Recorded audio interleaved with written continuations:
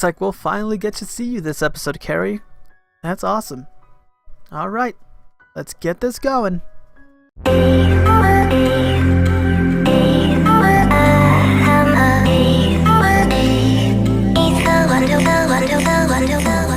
up, guys, and welcome back to Sounds of Love. Last time we left off, we went to Carrie's house, told her to come to school, and we're finally gonna get to see her again.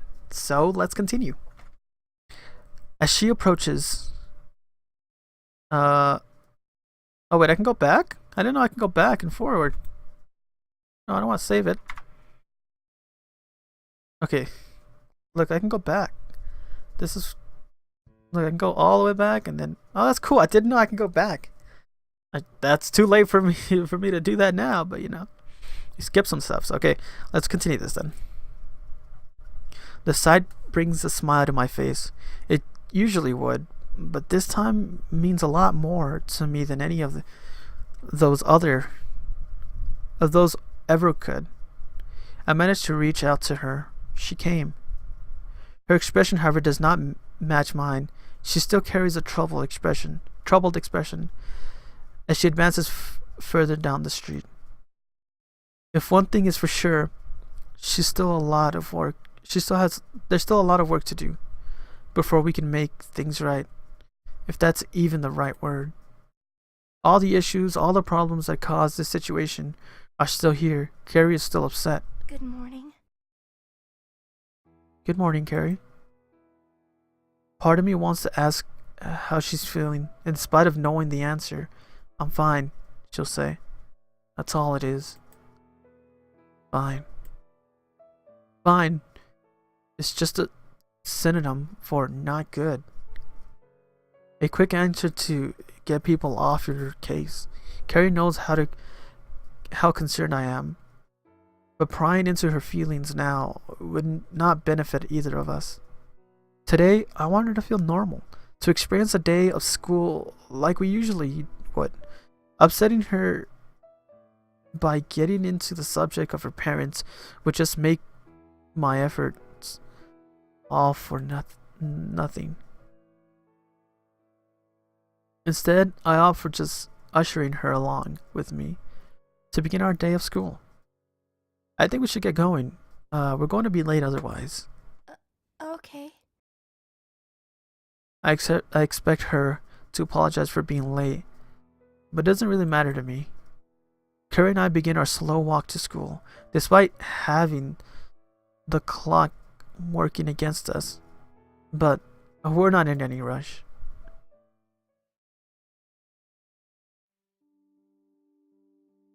Dust shimmers in the air, sporadically throughout the classroom, giving the day a sense of warmth as the autumn sunlight shines through the windows. All too much of a contrast with the bitter cold of the morning, leaving me with a feeling of uneasy as the issues with Carrie still linger around my mind. Having left her not too long ago to get to class, we separated on a sour note, neither of us really saying anything, but our feelings ever so similar. Wounds of sadness, sorrow, and general awkwardness. Getting her to come to school was one thing, but for her to open up to me again will be a completely different challenge. If I'm going to make this day work, one way or another, I'll have to force her to talk to me, no matter how inconsiderate that sounds. Moving my body backwards, I stretch to alleviate the pain in my shoulders. Today is going to be long, but I've gotten through lessons before just thinking about Carrie. Thing is, there's a lot more to think about now, including my feelings. The chimes of the school bell jolt me up from a slumped position to my chair. It's lunchtime, so getting outside as soon as possible is a priority.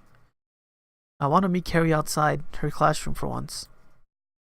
Springing up, I grab my bag and swiftly push my items into it. And falling asleep.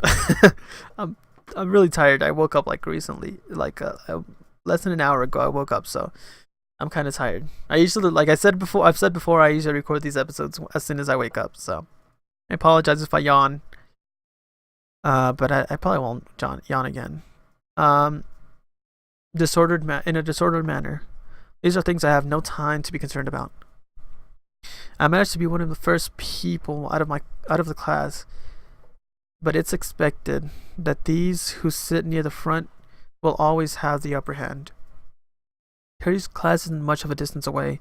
It seems that their class is still inside. Everyone in our everyone in our year group is on the same corridor. So it's unsurprising to find myself joining the unusual crowds who wait outside the other classes for their friends to come out. One by one, people flock out of the classroom. The entire event is quite a scene. Dude, I'm getting even more tired. As it's already been about 5 minutes since the lunch bell rang, just how important was their lesson?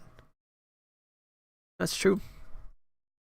In time, the sight of Carrie greets my eyes. Once again, she still holds the same expressionless appearance she had since this morning. It hurts to see. Hey, Carrie, shall we go to lunch together?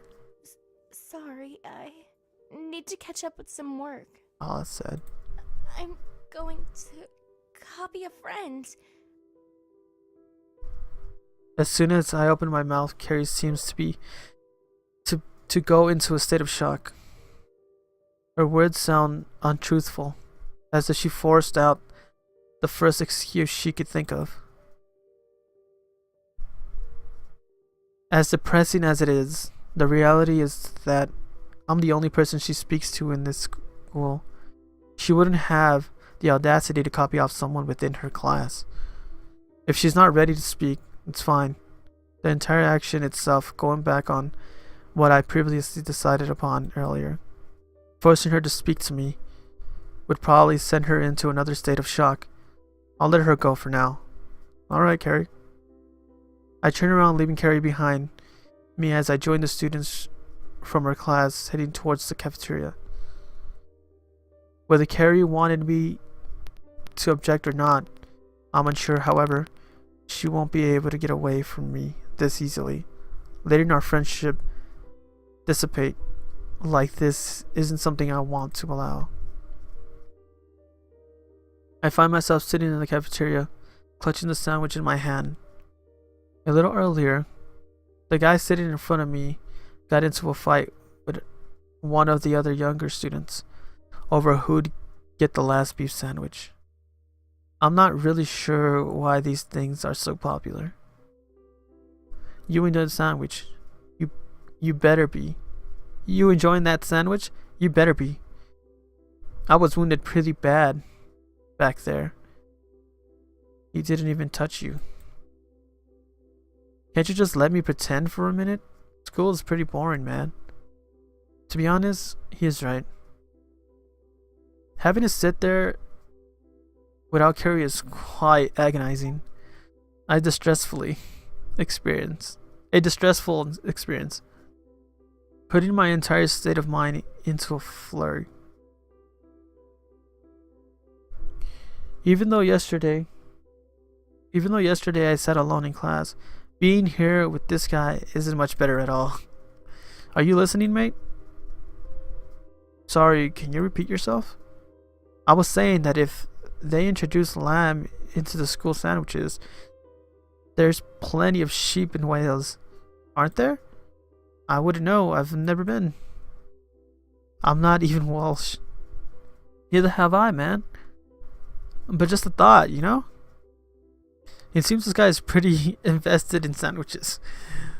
The bell rings to signal the end of lunch, causing me to feel more depressed, as I now have to face afternoon lessons.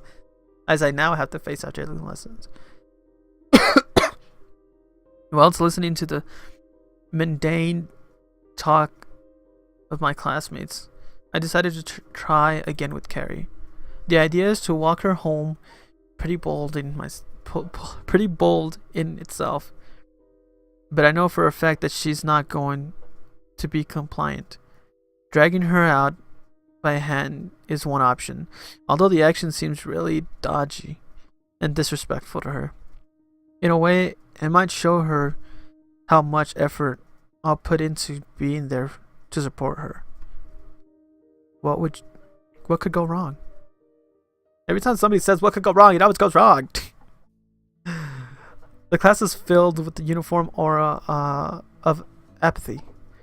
As it slowly drags on towards the final few minutes, thinking back on my idea from earlier, I need to find a way to be able to get out before Carrie.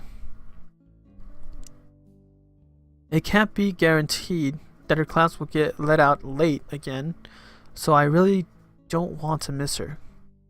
Raising my hand, I eagerly wait for the teacher to notice. Asking to be excused for the restroom is undoubtedly the best way to be the first one out of class. There's 5 minutes until lesson ends, so there shouldn't really be a problem. Yes, Rx? Excuse me, miss. May I please be excused for the restroom break? Go ahead, Rx. It seems the teacher herself is quite apathetic towards her own lesson, sending me off in a tired and indifferent manner. Throughout this whole episode, I've stretched like 3 times. I don't know why. I just feel like stretching. Like I'm sitting in this chair for like an hour already. That's probably why. I leave the classroom behind me. Some classmates looking shocked after realizing my plan to get out of class before them. Turning down the corridor, I walk slowly towards Carrie's classroom. This time, she's not getting away so easily. The bell rings to officially end everyone's school day. I've been waiting here for a few minutes, so in order to use up some time, I bought myself a drink. As people begin to walk down the corridor, I toss my can in the bin and continue to wait for Carrie's class to come through the doors. Surprisingly, this time Carrie's one of the first people to get out of her class. Perhaps she wanted to prevent a repetition of the events of lunch, getting out earlier so she could avoid me. Unfortunately for her, though, as soon as the chance arises, I grab her by the hand and make my way down the corridor with her at a quick pace, her trailing behind me with an extraordinary sense of embarrassment, one which breaks new boundaries. What are you doing? I'm walking you home. What? Confused, Carrie continues to stumble over her words as I take her with me down the corridor. Despite her being able to let go of my hand, she shows no resistance. Shows no restraint. I don't know why I said resistance. Resistance is futile. Anyways, as she allows herself to be taken with me. As we move, I notice a few stares and smiles from various places from our year group.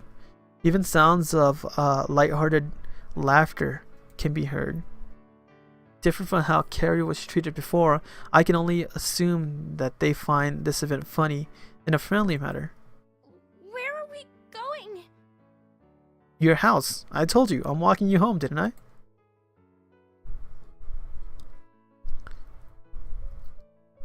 Saying that, both of us are almost running as we race towards the school's entrance. Not a speed definable as walking, but I'm still taking her back to her house. Alright guys, I hope you guys enjoyed this episode of Sounds of Her Love, and I'll be back with the next one. So she's not complaining. We just dragged her by her hand and we're gonna walk her home. So yeah, let's see what happens next episode. Anyways, stay tuned. I guess I don't know what to say at the end of any video, so I just say whatever comes to my head. Usually it's the same thing, but today for some reason I couldn't think of what I usually say, so whatever. And goodbye.